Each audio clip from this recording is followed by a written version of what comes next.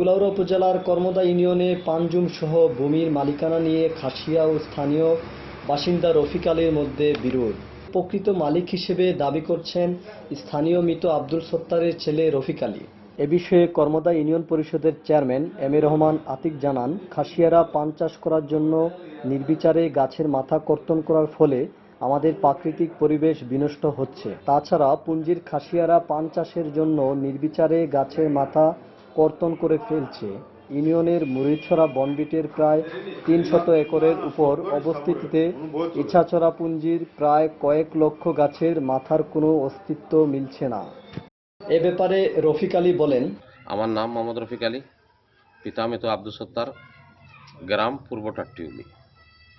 আমার জায়গার নিয়ে একটু বেজাল, আমার কোর্টও মামলাও চলের এবং আমার জায়গার কাগজপত্র, এটা হলো কোর্টের কাগজ, এই হলো আমার জায়গার কাগজপত্র এবং কোর্টের এখন আমার জায়গাগুলা, আমরা বিদেশ আসলাম, দীর্ঘদিন প্রবাসে আসলাম এবং এখনও আমরা প্রবাসে আছি। আমরা সবাই ভাই প্রবাসে থাকি, বিদেশ থাকি, আমরা সব ভাই। আর আমার বাবা মৃত্যুর পরে আমরা দেশে আসিয়া দেখি যে কিছু জায়গা খাসিয়ার দখলে।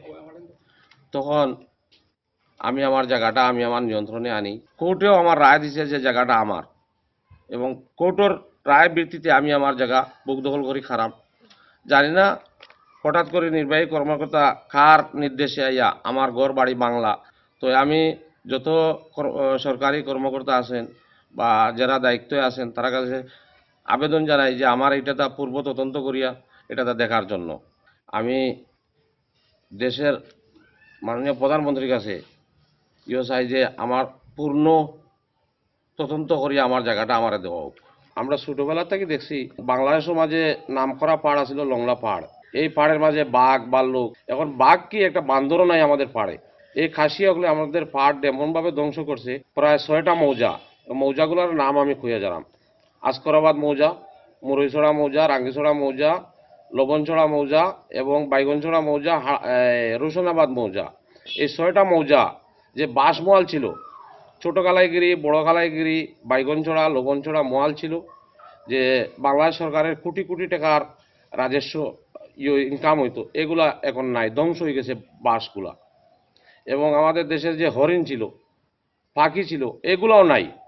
শুধু খাসিয়ায় বাঁশ কাটতেছে, পান লাগাইতেছে। এবং তাদের পূর্বপুরুষ পুরা ইন্ডিয়ার তারা পূর্বপুরুষ, এখনো বাংলাদেশে কোনো ব্যাংকে তাদের কোনো অ্যাকাউন্ট নাই। তারা বাচ্চা কাচ্চা লেখাপড়া করে ইন্ডিয়ার, এবং তারা দুই দেশের নাগরিক, ইন্ডিয়ারও নাগরিক, বাংলাদেশেরও নাগরিক। এই যে বাংলাদেশ সরকারের রাজস্ব ক্ষতি হচ্ছে, এবং এগুলা অবগত আছে, টিএনও সাহেব অবগত আছে, ডিসি সাহেব অবগত আছে, এবং বন বিভাগও অবগত আছে।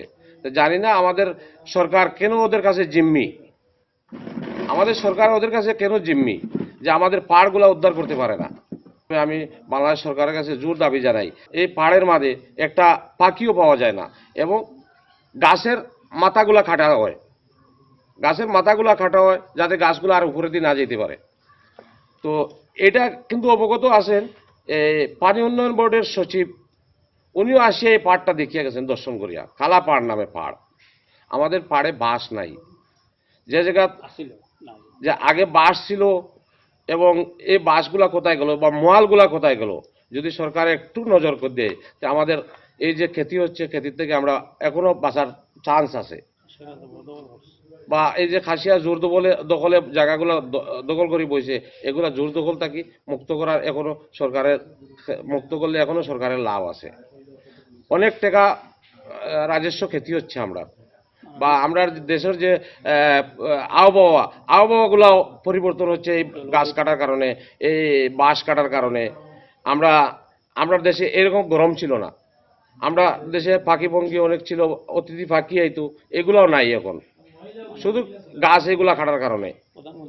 এখন প্রধানমন্ত্রীর কাছে জোড়াতে দাবি জানাই যে আমাদের পাটটারে রক্ষা করেন, আমাদের এলাকাবাসীরে বাঁচান, আমরা বাঁচতে চাই, এবং আমরা পাহাড়গুলা আগের মতন দেখতে চাই।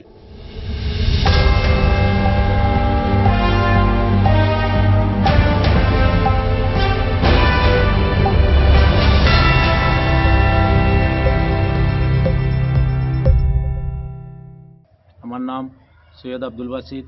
আমি যতটুকু জানি আমার এলাকার মায় মুরব্বী সবে আমরা আগে কইছে যে এই জায়গাটা সত্তর চাচার জায়গা রফিক ভাই রাব্বার তো খাসিয়া কীভাবে কিলা তারা বুক দখল গেছিল কিছুদিন।